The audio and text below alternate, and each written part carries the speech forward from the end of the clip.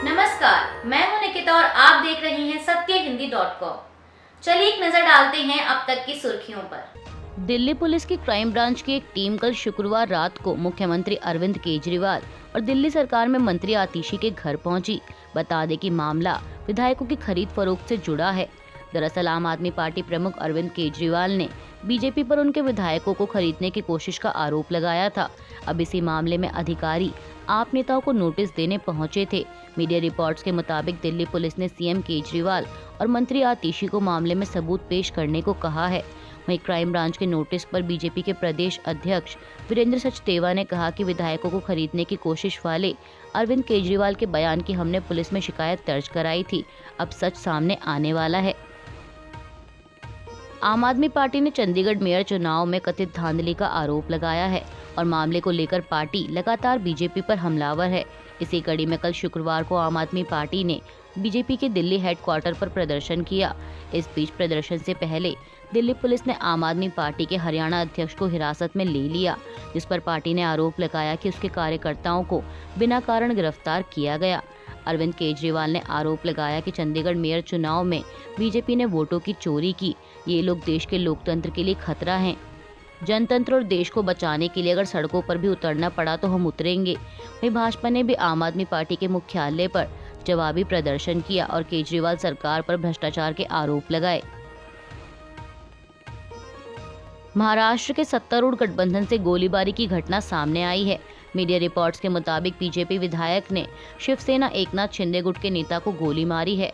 घटना हिल line police station की बताई जा रही है और इस दौरान थाने में अफसर भी वहां मौजूद थे। जानकारी के मुताबिक एक जमीन को लेकर विवाद था और उसी संदर्भ में बातचीत के लिए पुलिस ने दोनों पक्षों को बुलाया था। तभी बातचीत में गर्मागर्मी बढ़ गई और बीजेपी विधायक गणपत गायकवाड़ ने गोली चला दी। गोलीबारी में महेश गायकवाड़ को 3 गोली लगी। उनकी हालत नाजुक बनी हुई है। उनके साथ ही एक अन्य शख्स राहुल पाटिल को भी 2 गोली लगी हैं। वहीं गोलीबारी के बाद बीजेपी विधायक को पुलिस ने हिरासत में ले लिया, लेकिन घटना के बाद इलाके में तनाव है, जिससे निपटने के लिए सुरक्षा बलों की तैनाती की गई है। महाराष्ट्र में हुई गोलीबारी की घटना को लेकर शिवसेना उद्धव गुट ने सत्तारूढ़ गठबंधन पर राज्य में जंगल राज को बढ़ावा देने का आरोप लगाया है। शिवसेना यूबीटी नेता आनंद दुबे ने समाचार एजेंसी एएनआई से बातचीत के दौरान कहा कि मतलब सोचिए कि हमारे राज्य महाराष्ट्र को जंगल राज कैसे बनाया जा रहा है। कितना दुर्भाग्यपूर्ण है कि एक विधायक जिस पर दायित्व होता है कि कई लाख लोगों के जीवन को संवारना है, वो गोली चला रहा है। और गोली किसे लग रही है? जो सत्ता में बैठे लोग हैं। अग्निपथ योजना की शुरुआत से पहले रक्षा बलों में चयनित हुए युवाओं ने भर्ती की मांग को लेकर गुरुवार को दिल्ली के जंतर मंतर पर 4 दिवसीय विरोध प्रदर्शन शुरू किया। अखिल भारतीय कांग्रेस कमेटी की पूर्व सैनिकों की शाखा के रिटायर्ड कर्नल रोहित चौधरी ने कहा कि अग्निपथ योजना की शुरुआत से पहले रक्षा बलों में चयनित हुए लगभग 1.5 लाख युवा अब भी अपनी नियुक्ति का इंतजार कर रहे हैं। उन्होंने कहा कि सेवाओं में शामिल होने के लिए उन्होंने सभी औपचारिकताएं पूरी कर ली थी और अंतिम चयन के लिए भी योग्य घोषित किए गए थे। हमने प्रधानमंत्री नरेंद्र मोदी से इन युवाओं को सेना में नियुक्ति के लिए मंजूरी दिए जाने की मांग की थी, लेकिन जमीनी स्तर पर कुछ नहीं हुआ। रोहित चौधरी ने आगे आरोप लगाया कि सरकार इन युवाओं की भावनाओं से खेल रही है। उन्होंने कहा कि 60 लाख से अधिक युवाओं ने शारीरिक परीक्षा में हिस्सा लिया था और पूरे देश में 1.5 लाख से अधिक युवाओं को भर्ती के लिए चुना गया, लेकिन उन्हें लिखित परीक्षा के लिए नहीं बुलाया गया। इन युवाओं को एक प्रतिनिधि मंडल पहले रक्षा मंत्री राजनाथ सिंह से भी मिला था और उन्होंने दावा किया था कि लिखित परीक्षा जल्दी आयोजित की जाएगी, लेकिन तब से अब तक कुछ नहीं हुआ। मालदीव में नई मुइज्जू सरकार बनते ही सरकार ने भारत से अपने सैनिकों को हटाने की बात कही थी। इस बीच अब खबर है कि भारत और मालदीव के बीच भारतीय सैनिकों को हटाने को लेकर सहमति बन गई है। मालदीव के विदेश मंत्रालय के अनुसार दोनों देशों में सहमति बनी है कि भारत 10 मार्च 2024 तक 3 उड्डयन प्लेटफॉर्मों में से 1 से सैनिक हटा लेगा, जबकि बाकी बचे 2 प्लेटफॉर्मों से सैनिकों को 10 मई 2024 तक हटा लिया जाएगा। बता दें कि मालदीव में भारत के 80 सैनिक मौजूद हैं। कांग्रेस की भारत जोड़ो न्याय यात्रा का आज 19वां दिन है। राहुल गांधी के नेतृत्व में जारी है यात्रा अब झारखंड पहुंच चुकी है। आज शनिवार 3 फरवरी को यात्रा की शुरुआत झारखंड के गोड्डा जिले से की गई। ऐसे में यात्रा के दौरान झारखंड की सियासी उथल पुथल को लेकर कांग्रेस नेता राहुल गांधी ने बीजेपी पर जमकर निशाना साधा। राहुल गांधी ने कल शुक्रवार को भाजपा पर आरोप लगाया कि उसने लोगों की चुनी झारखंड सरकार को अस्थिर करने का प्रयास किया है। कांग्रेस नेता ने कहा कि विपक्षी गठबंधन भाजपा की साजिश के खिलाफ उठ खड़ा हुआ और उसे लोकप्रिय जनादेश चुराने नहीं दिया। इस मौके पर उन्होंने झारखंड के नए मुख्यमंत्री चंपई सोरेन का स्वागत भी किया। कर्नाटक के कांग्रेस सांसद डीके सुरेश की दक्षिण राज्यों के लिए अलग राष्ट्र की मांग वाले बयान को लेकर बीजेपी लगातार कांग्रेस पर हमलावर है।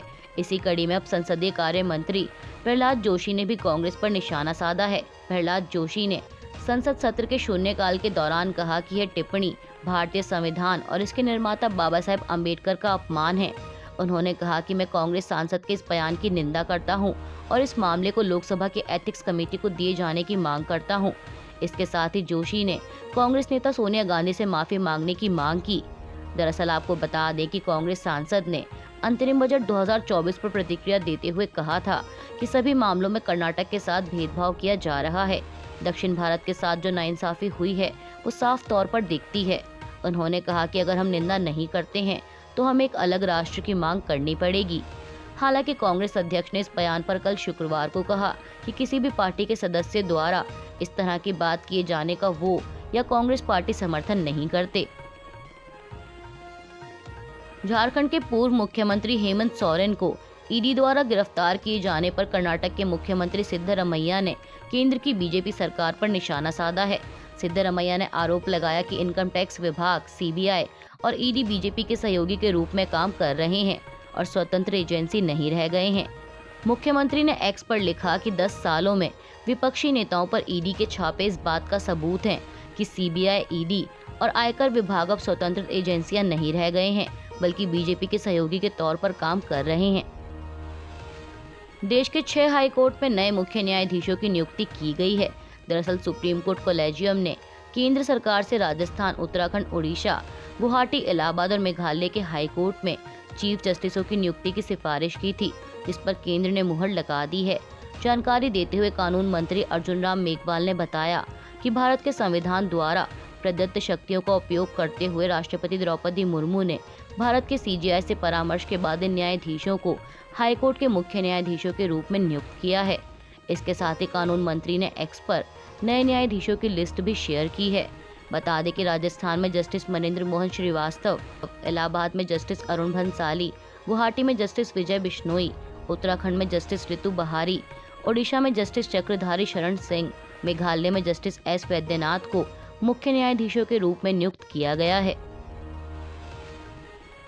इंडिया अलायंस में सीट बंटवारे को लेकर जारी खींचतान की वजह से इसके घटक दलों में मनमुटाव होता दिख रहा है। दरअसल पश्चिम बंगाल की मुख्यमंत्री ममता बनर्जी ने एक बार फिर कांग्रेस पर निशाना साधा है। ममता बनर्जी ने कहा कि कांग्रेस 40 सीटें भी जीतेगी या नहीं, कांग्रेस को इतना अहंकार क्यों है। जहां जीतते थे वहां भी कांग्रेस हारती गई। मुख्यमंत्री ने कहा कि अगर हिम्मत है तो वाराणसी में बीजेपी को हराओ। इसके साथ ही उन्होंने भारत जोड़ो न्याय यात्रा को लेकर भी कांग्रेस की आलोचना की।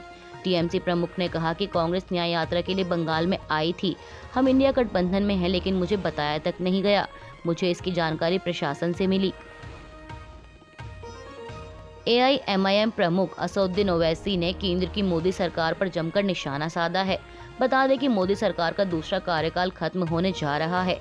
ऐसे में ओवैसी ने कहा कि मोदी सरकार के 10 साल के कार्यकाल में देश के 17 करोड़ मुसलमानों के मन में अविश्वास पैदा हो गया।